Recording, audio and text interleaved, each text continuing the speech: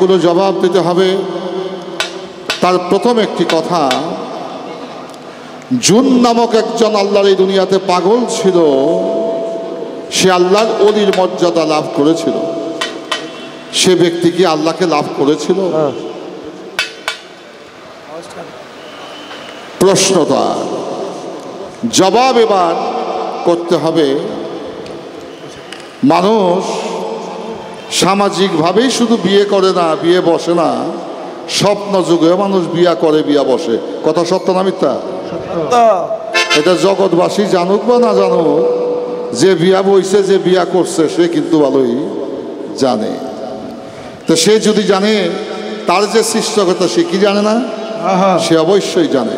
তো কাজলকে আমি দুটি বিষয় রাখবো এখানে, নয়েজ করেছে। একটা হচ্ছে পরোক্ষ, আর একটা হচ্ছে প্রত্যক্ষ। একটা বাস্তবিক হয়, কোনটা? হ্যালো, পরোক্ষ এবং প্রত্যক্ষ দুটি বিষয়। এই বিষয়টা তোমাকে অনুধাবন করতে হবে। যিনি জুন নামক আল্লাহর ওলি ছিল, পার্থিব জগতের লোক যদি কেউ নাও জানে তার মুর্শিদ নাই, তার অবশ্যই মুর্শিদ আছে। সেটা প্রত্যক্ষ বা পরোক্ষ, পরোক্ষ বা প্রত্যক্ষ, যে কোনো একভাবে তার মুর্শিদ অবশ্যই ছিল। শেষ করলাম।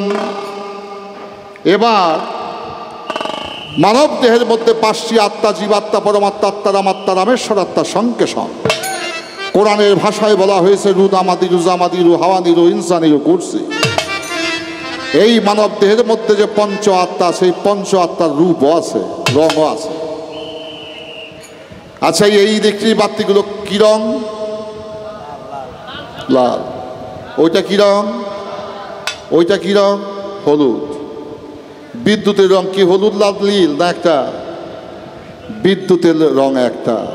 কিন্তু যখন যে বাল্ব এই বিদ্যুতের তারের সাথে সম্পৃক্ত, সংযুক্ত করে, তখন তার রূপ হয়ে যায় সেই বর্ণ। পানির রং সাদা, সবুজ গ্লাসে পানি রাখলে পানিকে দেখা যাবে সবুজ। লাল পাত্রে গ্লাসে পানি রাখলে পানিকে দেখা যাবে লাল। কালো পাত্রে গ্লাসে পানি রাখলে পানির রং হবে কালো। আর স্বচ্ছ সাদা পাত্রে যদি পানি রাখা হয়, পানির রং হয়ে যাবে সাদা। তাই আত্মা যে বিষয়, রং তার একটা, সেটা স্থানকাল পাত্র ভেদে ব্যক্তি বিশেষে তার রং রূপ লাভ করে। সায়েন্টিফিক বিজ্ঞান তার প্রমাণ করেছে, পৃথিবীতে 700 কোটি মানুষ, কোনো মানুষের রে মানে আলো বা রশ্মি, এটা বিজ্ঞানসম্মত কথা। এটা বাংলা ভাষা হচ্ছে রঞ্জন রশ্মি, বাংলায় বলে, সহজ বাংলায় বলে আলো, আর ইংরেজিতে বলে এনার্জি বা পাওয়ার বা কারেন্ট। পৃথিবীতে কারেন্টের রূপ একটা, কিন্তু স্থানকাল পাত্র ভেদে পানির যেমন রং পরিবর্তন ঘটায়, তদ্রূপ মানবের কারণে, দেহের কারণে সেই আত্মার রং পরিবর্তনশীল। আসা যাক মূল যে আলোচনা, সেই রঞ্জন রশ্মি 700 কোটি মানুষ পৃথিবীতে, কোনো মানুষের রের সাথে, আলোর সাথে কোনো মানুষের মিল নাই। তার মধ্যে অবশ্যই বৈচিত্র্য। কেন বৈচিত্র্য? আমার স্রষ্টা বৈচিত্র্যময়, তার সৃষ্টিও বৈচিত্র্যময়। স্রষ্টারও কোনো মেশাল নাই, সৃষ্টিরও জগতে কোনো মেশাল নাই। এবার আসা যাক, আমার কাছে তিনি জানতে চেয়েছেন আত্মার বিষয়ে। আমি বললাম আত্মা হচ্ছে পাওয়ার, শক্তি, এনার্জি। এটার রং একটি, কিন্তু স্থানকাল পাত্র ভেদে তার রং রূপ ভিন্নতা প্রকাশ পায় মাত্র। জুন পাগলের কথা বলা হয়েছে, সেখানে বক্তব্য রাখলাম পরোক্ষ এবং প্রত্যক্ষ। পৃথিবীর লোক যদি নাও জানে, তার একজন অবশ্যই কাবেল মুর্শিদ ছিল। কারোটা গোপন, কারোটা প্রকাশ। বাজান কেউ জানায় যাই না, সমাজের লোককে দাওয়াত দিয়ে বিয়া করে, আবার কেউ গোপনে গোপনে কোর্ট ম্যারেজও করে। কি করে না? দুইটাই বিয়া, দুইটাই বৈধতা আছে।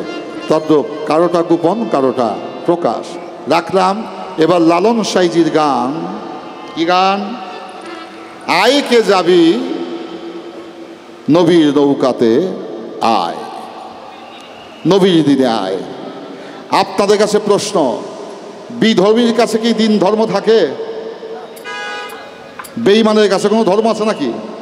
যে ইমানদার তার কাছে ধর্ম আছে। যে ধার্মিক লোক সে নবীর দিনকে বহন করতে পারে। যে অধার্মিক সে কখনো নবীর দিনকে বহন করতে পারে না। অহিক কখনো প্রেমিক হতে পারে না, অহিক কখনো প্রেমিক হতে পারে না। প্রেমিক হতে হলে একজন প্রেমিকের, মহাপ্রেমিকের সঙ্গ লাভ করতে হবে। তাই আমার প্রটোকল এবং প্রসিউর, বিধি এবং বিধান অনুযায়ী, আমার সেই বেলায়েতের ভাবধারা অনুযায়ী তুমি যদি একজন সৎ ভালো প্রেমিক হতে চাও, তাহলে অবশ্যই একজন বাহাস্যম বাবার মতো একজন আউলিয়ার কাছে তোমাকে শরণাপন্ন হতে হবে। এবার গান শুনলাম, কায়াধারী নবী আমার ছায়া নাই রে দুনিয়ায়, রসুল নামে কে এলো রে মদিনা। নবীর কায়া ছিল, ছায়া নাই। এখন একটা বিষয় বলি কাজল ভাই, আল্লাহর ছায়া আছে, কায়া নাই। নবীর কায়া আছে, ছায়া নাই। এখন আপনাকে বুঝতে হবে কে আল্লাহ, কে নবী, কে আল্লাহ এবং কে নবী। নবীর কায়া ছিল, ছায়া নাই। আল্লাহর ছায়া আছে, তার কায়া নাই। এখন নবীর আছে কায়া, মাওলার আছে ছায়া। এই ছায়া কায়ার বন্ধন দিয়াই এই পৃথিবীকে, জগৎ সংসারকে উদ্ধার করার জন্য আমার বেলায়েতের নবী এই পৃথিবীতে এসেছিলেন। এবার বললেন, ভাই চাপ না দিলে তো মধুবাই রইব না, কিন্তু বেজাগায় চাপ দিও না। একটা কথা কইছিলাম, জাহাজ বিল্ডিং 52,53 বলে, আমার বাড়িতে এই জায়গায় আপনি বাঙ্গাল হাইকোর্ট দেখান না ভাই। কথাটা এইরকমভাবে তোমার বলা ঠিক হয় না। আমি ওই প্রসঙ্গের লোক না, ওইভাবে কথা বলতে আমি শিখি নাই। আমি আমার ধারায় বলেছি, তুমি অবশ্যই দেখেছো, দেখবে না কেন? আমি বলছি তুমি দেখো নাই, তুমি কেন, সবাই দেখেছো। সেটা নিয়ে আমার কোনো বিতর্ক করার লাভ নাই। বাঙালকে হাইকোর্ট দেখায় লাভ নেই, এটা কথা আমি কথা উপসংহার একটি বলেছিলাম। তুমি 110টা বানায় বলো, কোনো সমস্যা নাই, কিন্তু একজনকে ইনসাল্ট করে, তুচ্ছ তাচ্ছল্য করে কথা বলাটা, এটা মনে করি আমার বাউল জগৎ থেকে স্পান্স করা উচিত, পরিহার করা উচিত। কারণ আমরা বড় জটিল একটা সমস্যায় আছি, বড় জটিল একটা সমস্যা আমরা অতিক্রম করছি। কাজল ভাই, তুমি তো জ্ঞানীগুণী মানুষ, একটু বাতাসটা বোঝা দরকার। এই বাউল গান কোথায় চলে গেছে? এই কাদা ছোড়াছড়ি যেন আমার মধ্যে তোমার মধ্যে না হয়। পৃথিবীর বাউলরা করুক গিয়া, কই যারা ধ্বংসের মুখে যাক, তাতে আমার আপত্তি নাই। কিন্তু তুমি কাজল দেওয়ান, আমায় আরিফ দেওয়ান, আমাদের একটা বংশের একটা ক্যারিজ মর্যাদা রয়েছে, আমরা যেন সেই সমস্ত কথাবার্তা না। এটা রাখলাম।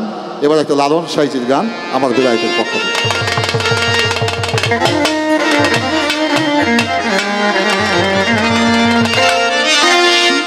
সরিব সাধনে সিদ্ধ হইতা, সরিব সাধনে সিদ্ধ হয় তার মানুষ গুরু নিষ্ঠা যা হবে, মানুষ গুরু নিষ্ঠা যা।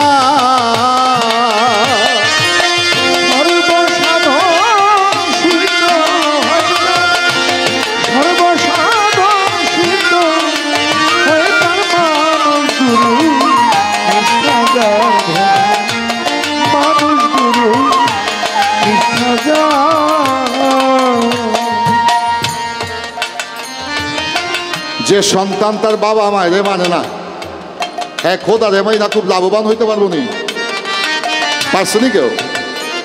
যে পীর মসজিদকে মানে না, যে বেলায়েতের অধিকারী বাহাসা বাবাকে মানে না, বিধানকে লঙ্ঘন করে, অশ্রদ্ধা মান্য করে কখনো স্রষ্টার সান্নিধ্য লাভ কেউ করতে পারে না। তাই লালন সাইজির গানে বলা হলো, সর্বসাধন সিদ্ধ হয় তার মানুষ গুরু নিষ্ঠা যা। আমার নবী মোহাম্মদ মুস্তাফা সাল্লাল্লাহু আলাইহি ইসলাম পৃথিবীতে এসেছেন, তার পূর্বে এসেছেন 312 জন নবী, 1,24,000 পয়গাম্বর। তারা এসেছিলেন কেন, উদ্দেশ্য ছিল কি, এটা আমাদেরকে বুঝতে হবে। প্রফেট এবং মেসেঞ্জার যুগে যুগে তারা প্রকাশ পেয়েছেন, এসেছেন, আবির্ভাব ঘটেছে। একমাত্র কারণ ইংরেজি বলে হিউম্যান রাইটস, বাংলায় বলে মানব অধিকারকে প্রতিষ্ঠিত করার জন্য।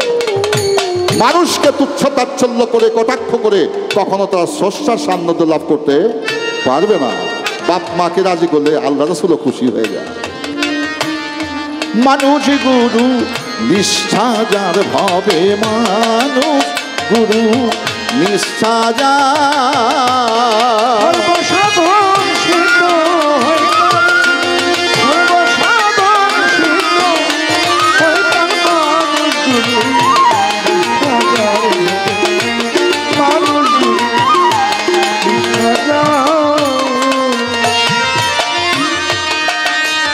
আমাদের এই ঢাকার দক্ষিণ দিকের নদী, এই নদীটার নাম বুড়িগঙ্গা। বুড়িগঙ্গা না? ফতুল্লা পার হয়ে গেলে ধলেশ্বরী, ফতুল্লা পার হয়ে গেলে ধলেশ্বরী।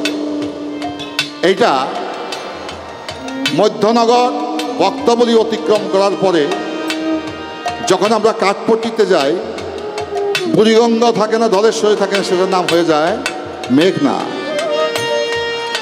এই মেঘনার পানি যখন ৬০ নল হয়ে চাঁদপুরেতে মোহনায় পড়ে, পদ্মা মেঘনার মিলন, যমুনার মিলন ক্ষেত্র, এই পদ্মা মেঘনা মিলন ক্ষেত্র, এই পানিগুলো যখন বঙ্গোপসাগরে চলে যায়, পদ্মার পানিও থাকে না, মেঘনার পানিও থাকে না, যমুনার পানিও থাকে না, ধলেশ্বরীর পানিও থাকে না, বুড়িগঙ্গার পানিও থাকে না, সেই পানিটা হয়ে যায় সাগরের পানি। কথা সত্য না মিথ্যা? তদ্রূপ আমার বেলায়েতের ভাবধারায় বলা হয়েছে, যে স্থানেই তুমি থাকো না কেন, সাগর থেকে আসে পানি, সেই পানি যদি সাগরে চলে যায়, সেই পানি পবিত্র হয়ে যায়, সে আর বিন্দু জল থাকে না, সে হয়ে যায় মহাসিন্ধু। নদী কিনবা বিল পাওয়ার খা,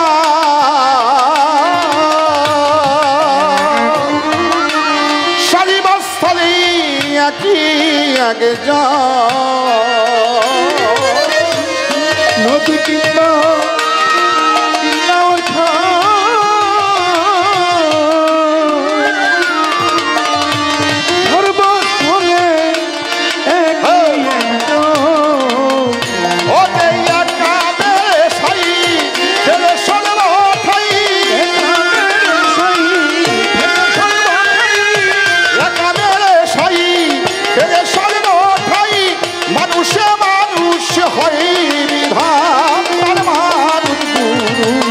নিষ্ঠাজার হবে মানুষ গুরু, নিষ্ঠাজার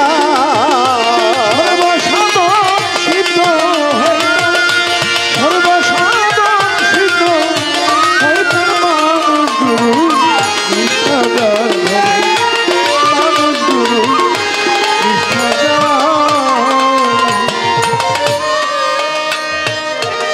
আমি প্রথম আরিফ দেওয়ান আর কাজল দেওয়ান, দুইজন আমরা গায়ক।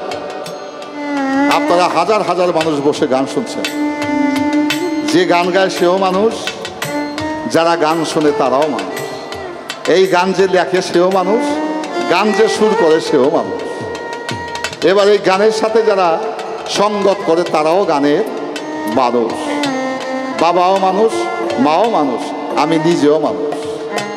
একটা গান শুনছেন না? এই যে দুনিয়া কিসের লাগিয়া এত যত্নে গড়াইয়াছেন সাই,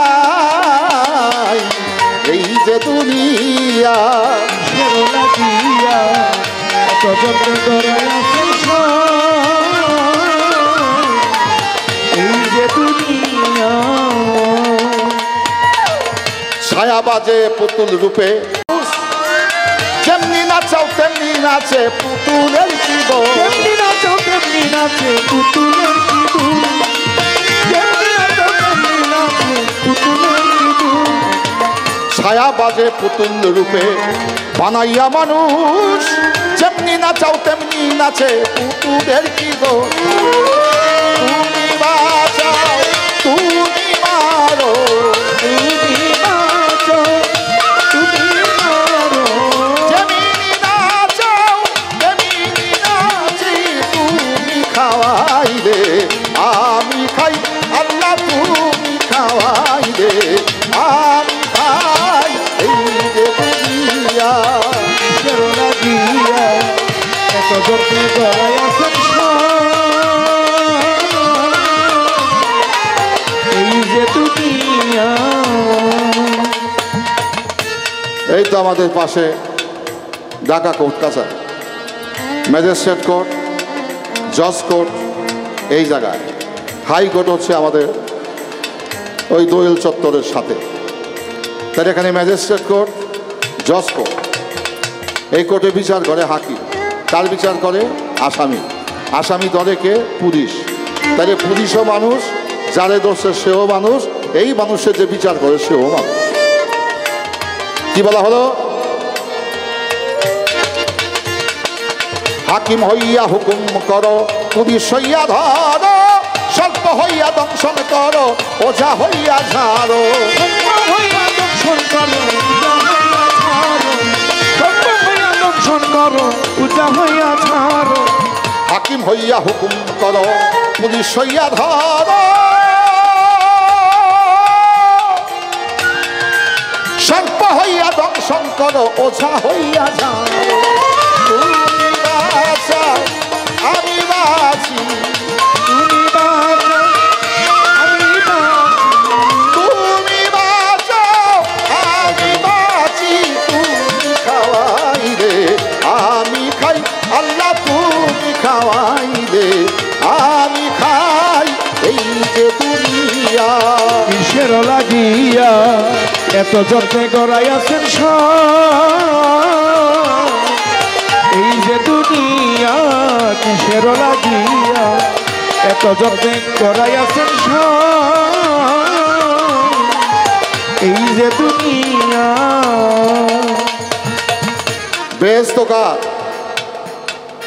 বেহেশত কার সৃষ্টি করছে কে আল্লাহ দোজখটা বানাইছে কে আল্লাহ যাইব কে বেহেশতে মানুষ যাইব দোজখেও মানুষ যাইব তাহলে এখানে বোঝা যায় সৃষ্টির মূলে রয়েছে মহানায়ক তিনি হচ্ছেন জগৎ স্বামী পৃথিবীতে আমরা অভিনেতা অভিনেত্রী মাত্র কেউ নবী কেউ পয়গাম্বর কেউ পীর মুর্শিদ কেউ সাধারণ মানুষ কেউ হাকিম কেউ হুকুম কেউ পুলিশ কেউ চৌকিদার কেউ অফিসার কেউ পেয়াদা কেউ চাকর কেউ রাজা কেউ প্রজা এই সৃষ্টি জগৎ প্রভু চালাচ্ছেন নেপথ্যে রয়েছেন মহানায়ক তিনি হচ্ছেন সৃষ্টিকর্তা তাই সাধক তার গানে বলেন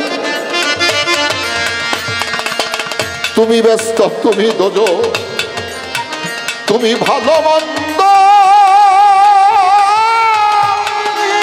তুমি ফুল তুমি মাওলা তুমি তাতে গন্ধ তুমি ফুল তুমি মাওলা তাতে কিছু গন্ধ তুমি ফুল তুমি মাওলা তাতে কিছু গন্ধ তুমি ব্যস্ত তুমি দোজক তুমি ভালো মন্দ তুমি ফল তুমি ফুল তুমি তাতে গন্ধ আমার মনে এই আনন্দ আমার মনে এই আনন্দ বাহাসা বাবা আমার মনে এই আনন্দ কেবল দয়াল তোমারে চাই হাইরে কেবল বাজান তোমারে চাই এই যে দুনিয়া কিসের লাগিয়া এত যত্নে গড়াইয়াছেন এই যে দুনিয়া কিসের লাগিয়া এত যত্নে গড়াইয়াছেন এই যে দুনিয়া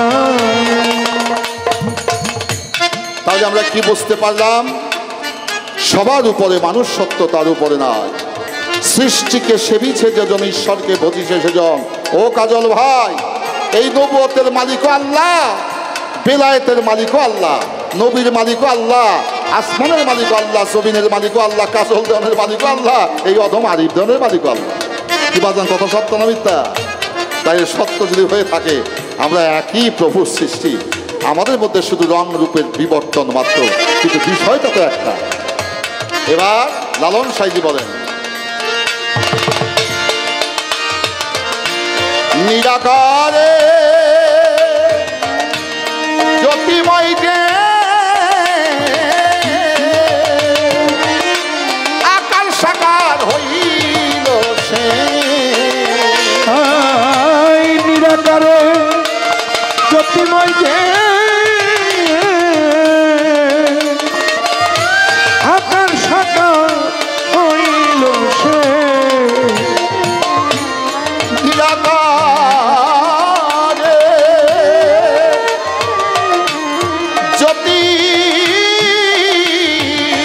জ্যোতিময় যে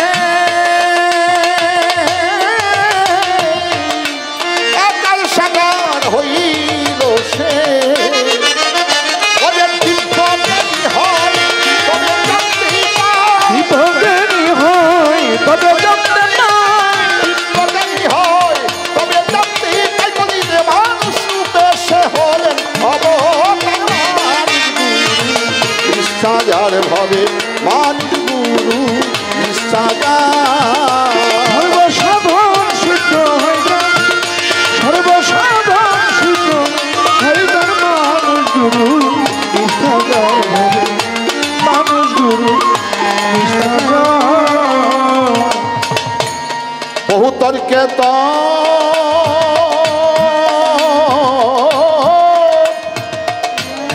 দিন বয়ে যায়, বিশ্বাসে ভক্তি কটে পায়। বহু তর্কে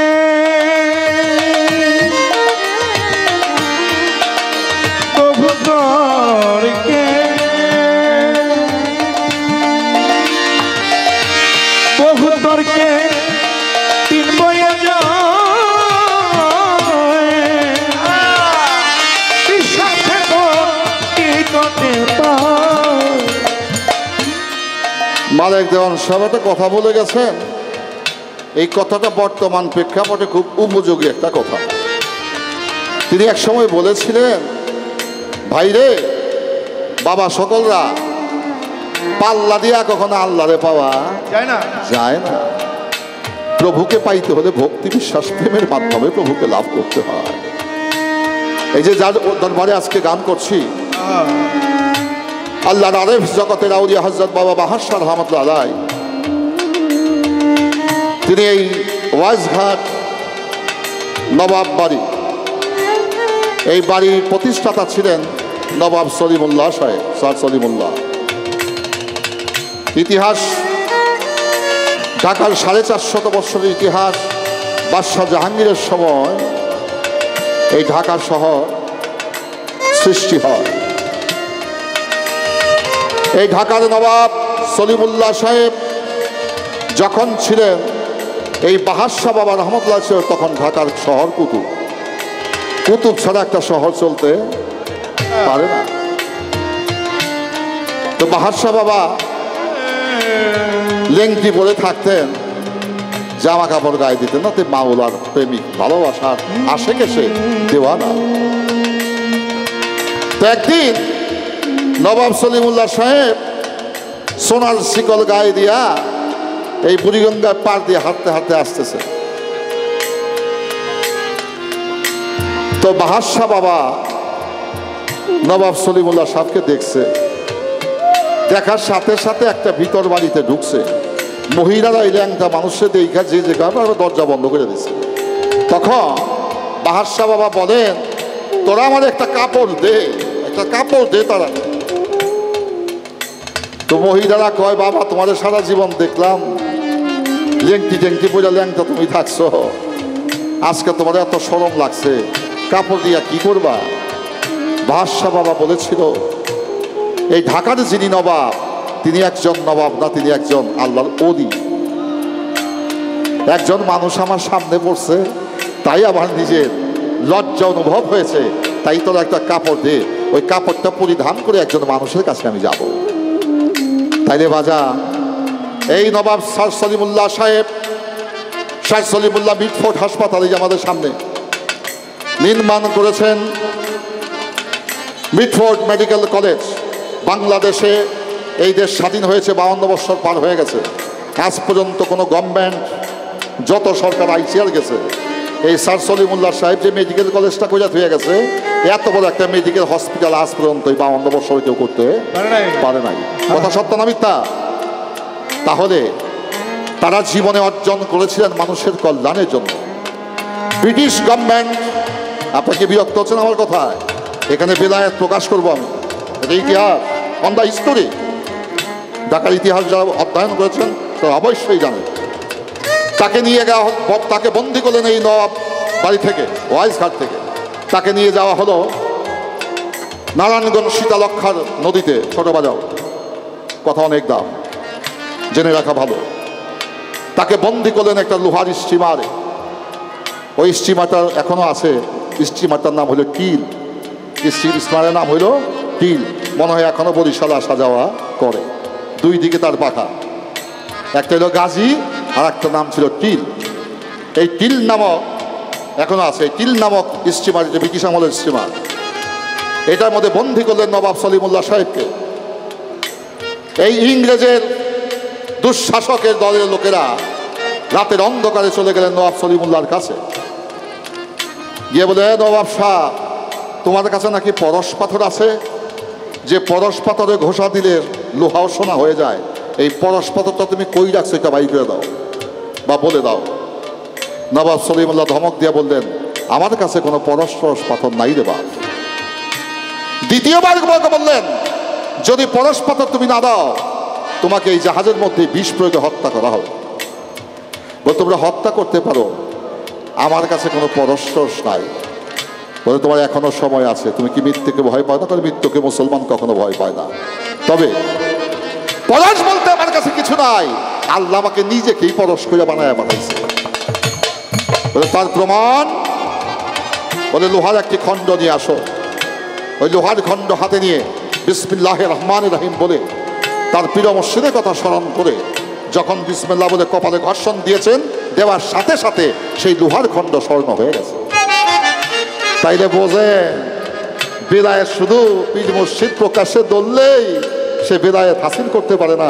পরোক্ষ এবং প্রত্যক্ষ এই দুইটা বিষয় যদি কেউ না বোঝে, আমি মনে করি তাদের আমার মতো মানুষের গান গাওয়ার সামর্থ্য নেই। তদ্দ সেই সলিমুল্লাহ সাহেব, তিনি একজন নবাবী ছিলেন না, তিনি বাহাশাহ বাবার মতো আউলিয়ার পাইজবি করে তিনি আল্লাহর ওলি হয়ে গেছেন। আজও দেখবেন নবাব বাড়িতে বহুগুলা মাজার, খাজা ওয়াজির হাসান, খাজা নাজবুল হাসান, খাজা আবুজার, এরা এখনো বেঁচে আছেন। তারা আমার সমবয়সী। আমার বিচরণটা কিন্তু অনেক ক্ষেত্রে আমি জ্ঞান আহরণ করার এমন কোনো জায়গা নাই আমি না যাই। পথে প্রান্তরে মুচির সাথে বসে থাকে জ্ঞানকে আহরণ করার জন্য। আমি জ্ঞান পিপাসী লোক। আমি আমার কাজল ভাইয়ের কাছেও শেখার চেষ্টা করি, আমার ছেলের কাছে আমি শেখার চেষ্টা করি, কারণ জ্ঞান কখন কার কাছ থেকে কোন জ্ঞান প্রকাশ পাবে সেই জ্ঞানে আমার জীবনের মোড় ঘুরিয়ে দিতে পারে, চক্ষের পলকে আমাকে আসমান জমিন ব্যবধান করে দিতে পারে। তাই নবাব সলিমুল্লাহ সাহেবের সময় বাবা বাহাশাহ ছিলেন শহর কুতুব। তার নির্দেশে, তার দয়ায় কৃপায় এই ঢাকা শহর আবাদ হয়েছে। আমি দেখেছি পাকিস্তানের আমলে বিভিন্ন পীরের দরবার থেকে বাবা বাহাশাহ দরবারে ফুলের তোড়া সিন্নি সওলত দিয়া তারপরে তারা নিজের ওরস করেছে, এখনো করে। তাহলে বোঝা যায় এই মানুষ আছে, মানুষের যার বিশ্বাস আছে, চৈতন্য জ্ঞান যার হইয়াছে, তার সাথে করলে না জানা মানুষ যতন কর যতন, অযতনে ধন মিলবে। বহু তর্কে তো দিন বয়ে যায়, বিশ্বাসে ধনী কটে পায়। দরবেশিরা সেই দেখে বলে লালন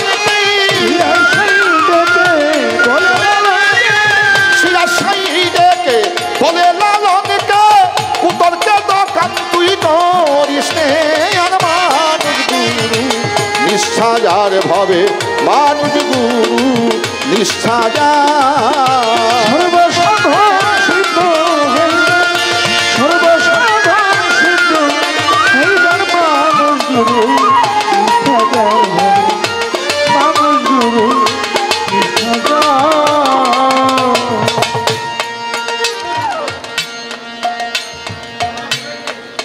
নূরের নবী আপনি বিশ্বাস করেন কিনা? আমি এক বাক্যে উত্তর দিতে পারি, আমি একবার নয়, শতবার নয়, শত সহস্রবার নয়, যতদিন আমাকে পৃথিবীতে আল্লাহ বাঁচিয়ে রাখবেন আমি ততদিনই বিশ্বাস করব আল্লাহ নবী নূরের তৈরি। ওরা স্বীকার করবে না যারা নবীকে মানে না, ওরা ইহুদি নাসারা, কাফের, মুশরিক, মুনাফিক, ওরা কখনো নবীকে নূরের নবী স্বীকার করে না। ওরা বলে নবীকে মাটির তৈরি, বলে নাউজুবিল্লাহ। তাই আমি নবীকে বলে নূরের নবী। এখন ভাই আমার কাছে প্রশ্ন করেছেন আপনি মানেন কিনা, আমি বললাম যে আমার জীবনে যতদিন প্রাণ আছে আমি ততদিন আমার নবীকে আমি নূরের নবী বলেই স্বীকার করবো, মানব। এবার আসা যাক আমার হাতের তালুটা, আপনারা দেখছেন না? আপনারা কিন্তু দেখছেন, আমি কিন্তু দেখি না। আপনারা তালু দেখছেন, আমি দেখতেছি পিছন। আচ্ছা, এই হাতটা যদি আলো হয়ে যাইতো তাহলে সামনেও আলো, পিছনেও আলো, ডাইনেও আলো, বামেও আলো। আমার নবী তিনি ছিলেন নূরের তৈরি আলো, জ্যোতিময়। তিনি আওয়ালেও আলো, জাহেরেও আলো, বাতুনেও আলো। আলোময় নবী, পুণ্যময়, জ্যোতিময় আমার নবী, নূরের নবী। তাই নবীর আমার ছায়া ছিল, ছায়া ছিল না। আল্লাহর ছায়া আছে, গায়া নাই। কাজল ভাই শোনো ঘটনা। আল্লাহ নবী মিরাজে গেল, আল্লাহ নবী বায়াত হইয়াছিল। এবার বায়াত হওয়ার পরে দেখে ডাইন হাতকে বাম হাতকে ধরে রেখেছেন আমার দয়াল নবী। ভালো আমাকে প্রশ্ন করেছেন, ভাই এখানে বেলায়েতের কি হইল? আমি পূর্বের আসরে, প্রথম আসরে বলেছিলাম, যার প্রাণ আছে সে গান গাইতে পারে, যার প্রাণ আছে সে গান শুনতে পারে, যার প্রাণ নাই সে গান গাইতে পারে না, যার প্রাণ নাই সে গান শুনতেও পারে না। তাইলে এই দয়াল নবীর বুকের ভিতরে যে মালিক প্রভু আত্মা ছিল, এই আত্মা ছিল বলে সে মুরিদ হইতে পারছে। আত্মা না যার নাই সে মুরিদ হইতে পারে না। তাই পরোক্ষ প্রত্যক্ষভাবে নবুয়ত, বেলায়েত, বেলায়েত নবুয়ত একই ভাণ্ডের মধ্যে অবস্থান করেন। যখন যেটার প্রয়োজন সেটাকে তখন আল্লাহ ব্যবহার করেন। তাই কথা প্রসঙ্গে বলা হলো, একটা হচ্ছে বাহ্যিক হাত, আর একটা হচ্ছে এই অন্তরের হাত। হাত রয়েছে দুই প্রকার। ধীরে ধীরে তোমার কথা সবার মাঝেই আমি করব পরিষ্কার। বাজান, এই হাত দিয়া মানুষ কর্ম করে। কর্ম তো মানুষ জ্ঞান দিয়েও করে, জ্ঞান দিয়া করে না? জ্ঞানের কর্ম করতে হাতের লাগে না। জ্ঞানের কর্ম অনেকভাবে করা যায়। আল্লাহকে খোঁজে জ্ঞান দিয়ে। যার জ্ঞান আছে, ধ্যান করলে জ্ঞান বাড়ে, জ্ঞান আসলে আল্লাহ পাওয়া যায়। তদ্রূপ জ্ঞানের হাত হইল তোমার হৃদয়, তোমার ভালোবাসা, তোমার প্রেম। তাই কবি নজরুল তার সুফি ভাব দর্শনে বলেছেন, কে বলে তুমি চলে গেছো 1000 বছর আগে, আজও তুমি বেঁচে আছো আমার অনুরাগে, আজও তোমার ডাক শোনা যায় আমার হৃদয়ের হেরা গুহা। হে মোহাম্মদ, তোমার নামে একই মধু, মেটে না হযরত, আমার মেটে না হযরত। আমি যতই ডাকি ততই কাঁদি কাঁদি, মেটে না হযরত, তোমার নামে একই নেশা হে প্রিয় হযরত। বাজান, যে প্রেমিক হয়ে যায় হাত দিয়ে তাকে ধৈর্য আনতে হয় না। অন্তরের ভালোবাসার এক হাত আছে, ওই হাত দিয়ে স্মরণ করলেই দূরের মানুষ কাছে চলে আসে। এই পর্যন্ত মোটামুটি আমি কইরা দিলাম ইতি। এবার আমার ভাইয়ের কাছে একটা মাত্র প্রশ্নই আমি রাখবো, সবাই বলবেন সেই পবিত্র গীতি। নবুয়ত ছিল দয়াল নবীর পৃষ্ঠদেশে। এক হাদিসে পাইলাম, দেখতে ছিল একটা টিউমারের মতন। মেশকাত শরীফ পইরা দেখলাম ওই নবুয়ত ছিল কবুতরের ডিমের মতন। এক হাদিসে পাইলাম এইটা একটা টিউমারের মতন, আর এক হাদিস পইরা পাইলাম এইটা কবুতরের ডিমের মতন। আর এক কিতাবে দেখলাম একটা নরম মাংসপিণ্ড, আর এক কিতাবে পাইলাম এটা হরিণের নাভি বলে যে মৃগ নাভি হয়, এই মৃগ নাভির মতো ছিল। এখন আমি জানতে চাই মূলত নবুয়তটা কোন মতন ছিল? এটা কবুতরের ডিমের মতো ছিল। যে কবুতরের ডিম মতো হয়ে থাকে, তাইলে যেটা বলছে এটা টিউমারের মতো একটা মাংসপিণ্ড ছিল, এই কথাটা মিথ্যা হয়ে যায়। আর যদি বলি যেটা টিউমারের মতো, তাইলে হরিণের মৃগ নাভির মতো ছিল, এই কথাটা মিথ্যা হয়ে যায়। আমি সাব্যস্ত করব কিভাবে, কোন রূপে, যে নবুয়তটা প্রকৃত কোন রূপে ছিল। এই নবুয়তের নবী আমার 63 বৎসর বয়সে মদিনায় আছে ঘুমাইয়া। লক্ষ লক্ষ প্রেমিক ভক্ত আসে কান যাইয়া, নবী নবী কইয়া ডাকে তারা ব্যাকুল হইয়া। বাজাম যে ডাকে মধুর সুরে, যে ডাকে মধুর সুরে, নবী দেখা দেয় তাহারি গো, যে ডাকে মধুর সুরে।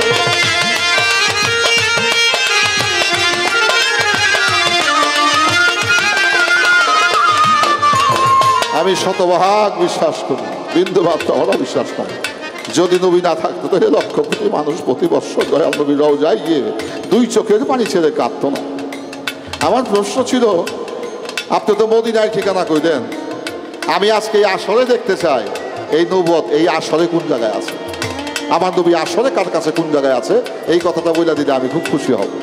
এটা উপসংহারের হইল প্রশ্ন।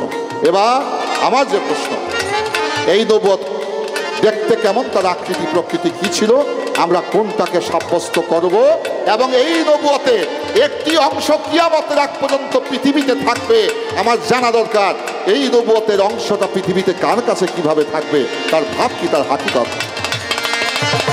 সর্বসাধন সিদ্ধ হয় তার মানুষ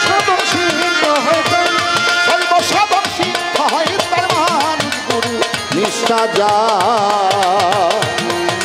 হবে মানুষ গুরু, নিষ্ঠা যা।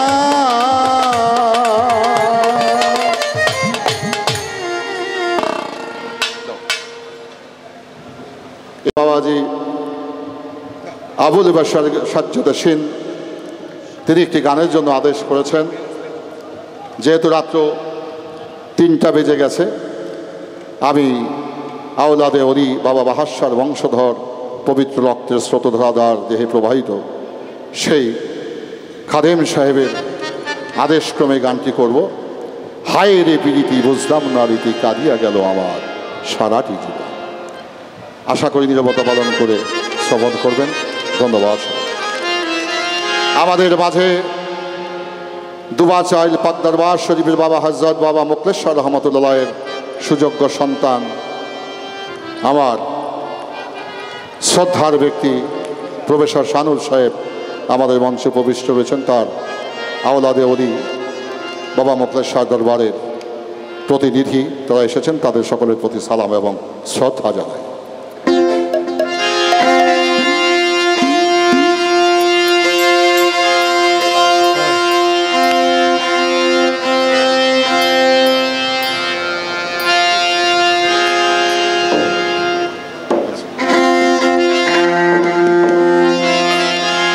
মূলত বাবা বাহাশার এই পবিত্র পদ বেয়ে তার রুহানি সন্তান যারা হয়েছিলেন, হযরত বাবা রাহাত আলী শাহ রহমতুল্লাহ আলাইহি, হযরত রাহাত আলী শাহ রহমতুল্লাহ আলাইহির ভক্ত ছিলেন দয়াল বাবা গণিশা হযরত বাবা মোকলেশ্বর রহমতুল্লাহ আলাইহি।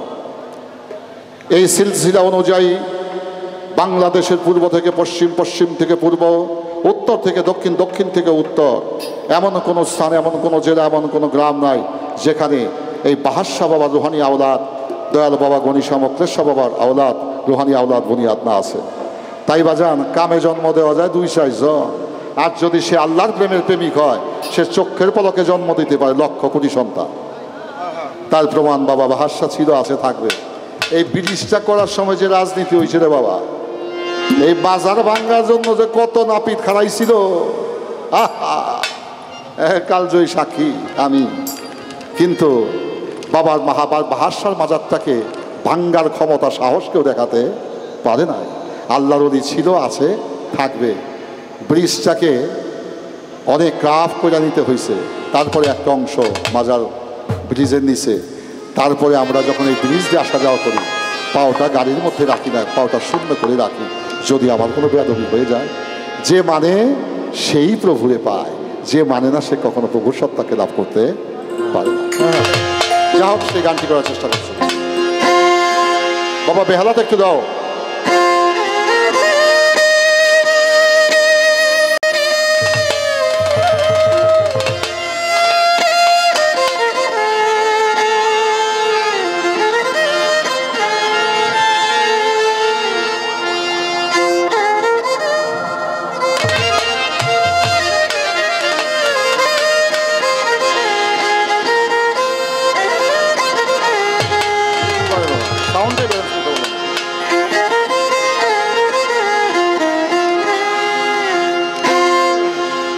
হায় রে প্রীতি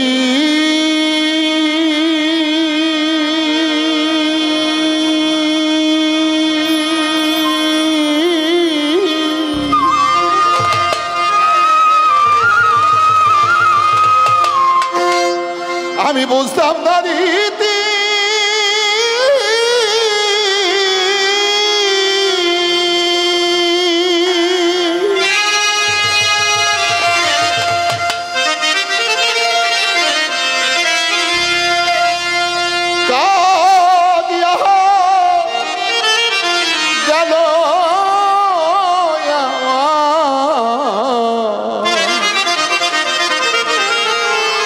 সারাটি জীবন আমার বন্ধুর সাথে হইল না মিলন আমার বাদশা বাবার সাথে আমার হইল না মিলন। হায়রে প্রীতি বুঝলাম না রীতি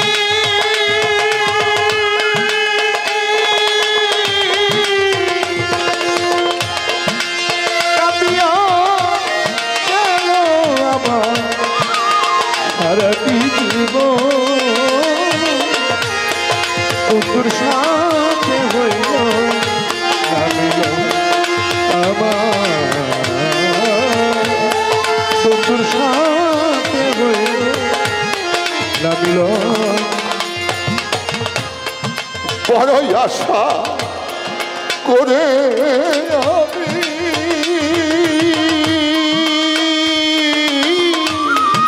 বাঁধতে বেঁধেছিলাম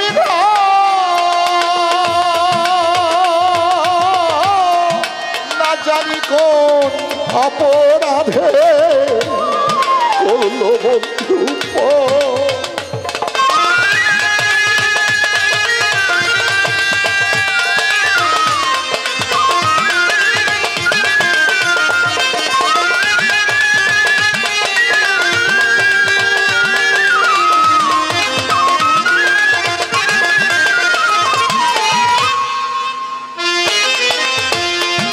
বড়ই আশা করে আমি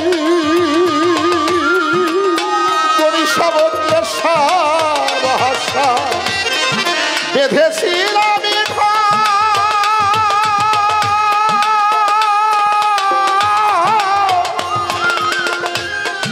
না জানি কো অপরাধে করল বন্ধু বন্ধু হারাই আমার এই পুরায়ন্ত বন্ধু হারা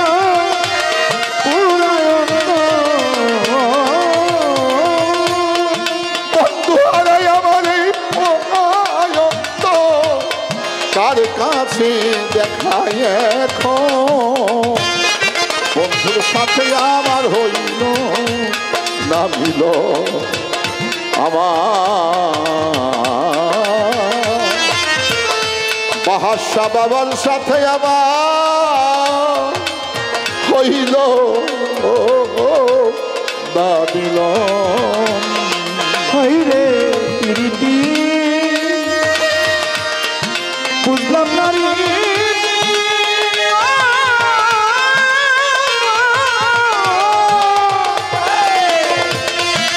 কাঁদিয়া গেল আমার সারাটি বন্ধুর সাথে হইল না মিলন আমার বন্ধুর সাথে হইল না মিলন। যে জ্বালা মোরা বুকের ভিতর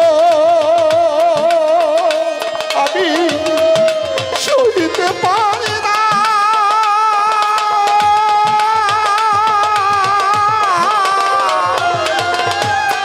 দুঃখের কথা বলতে গেলে আসে শুধু কান্না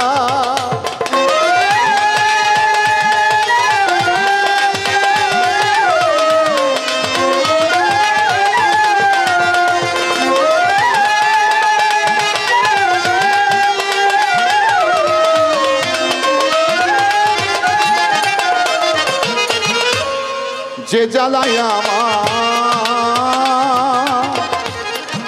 বুকের ভেতর আমি সইতে পারি না।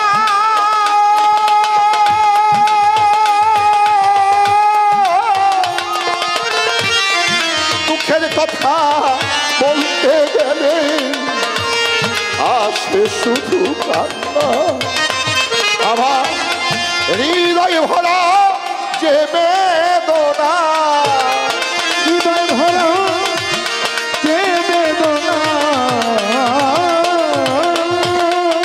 বাবা বাসায় আমার বদলাশায় আমার তালিশায় আমার গরিষা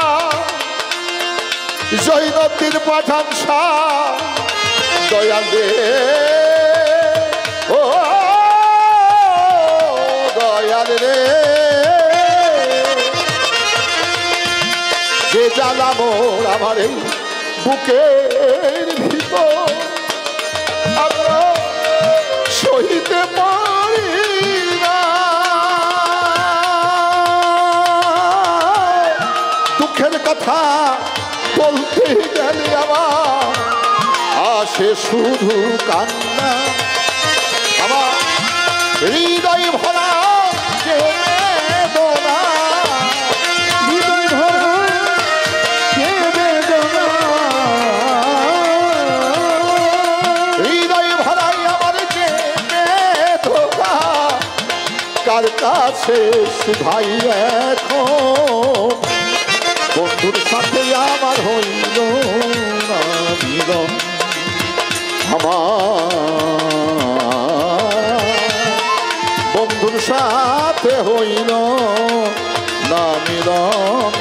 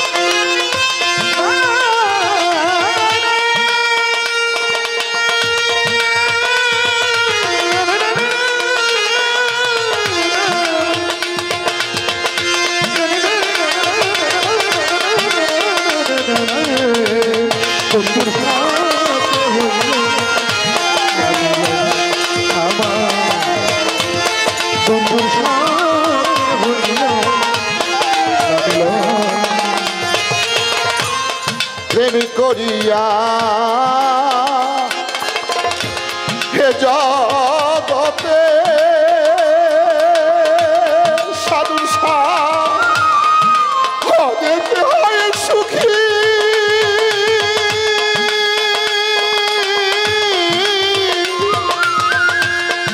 ভালোবেসে কর্মদোষে হলে আমি দুঃখী।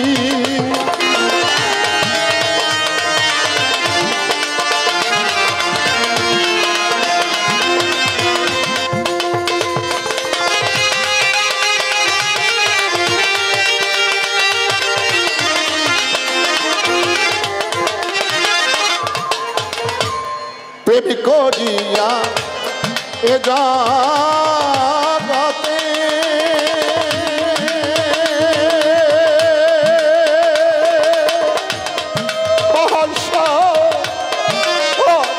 হয় সুখী।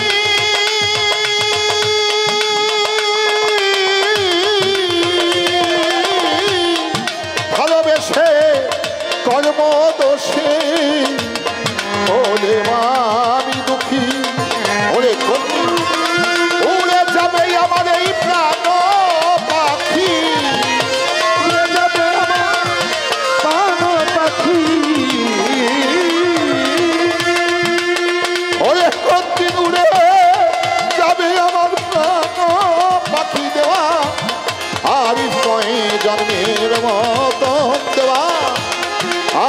কয়ে জন্মের মতো বন্ধুর সাথে আমার হইল না মিলন আমার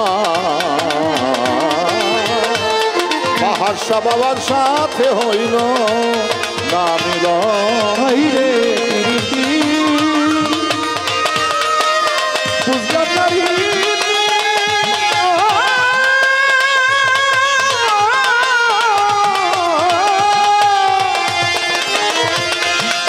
কাটিয়া গেল আমার সারাটি জীবন বন্ধুর সাথে হইল আমার বন্ধুর সাথে হইল না মিলন হায়রে প্রীতি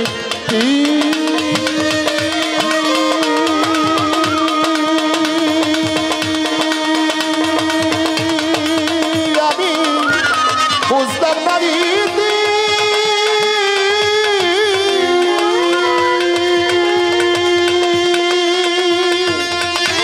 কাঁদিয়া গেল আমার সারাটি জীবন বন্ধুর সাথে হইল না মিলন আমার বন্ধুর সাথে হইল না মিলন আমার বাহারশা বাবার সাথে এই জীব দেখিয়া আমার হাতালি সাই আমার গণিসাই আমার গোত্রের সাথে হবে না মিলন